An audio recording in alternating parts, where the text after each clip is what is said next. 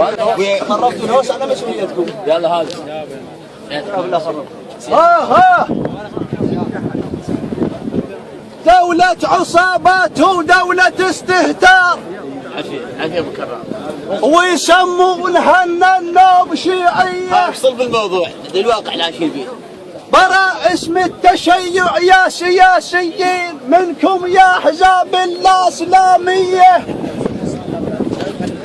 منكم دون عدكم والعمايم حوش، ما بيكم شريف الامه علويه.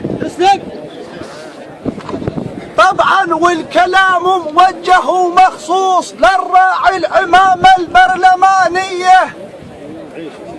السياسي جابت ان امريكا واسرائيل سويتوا مناضل يا حراميه، قسمتوا البلد تقسيم ثلث اصناف، وزعتوا حصص باسم الولائيه،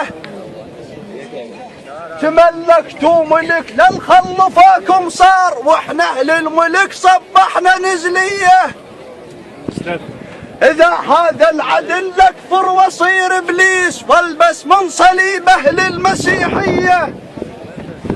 إذا هذا الحكم ينتسب للكرار، إذا دينك كذب والدعوة وضعية. لكن لا ولكن لا محال يكون نموذج عن علي يصيرون بعثية.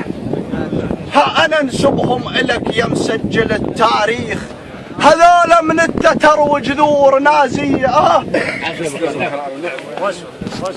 ها ودعوا لي فرج الغايم، ها ودعوا لي فرج الغايم، بل كان يلحق الارمام. ودعوا لي فرج الغايم، بل كان يلحق الارمام. ودعوا لي فرج الغايم، بل كان يلحق الارمام. ودعوا لي فرج الغايم، بل كان يلحق الارمام.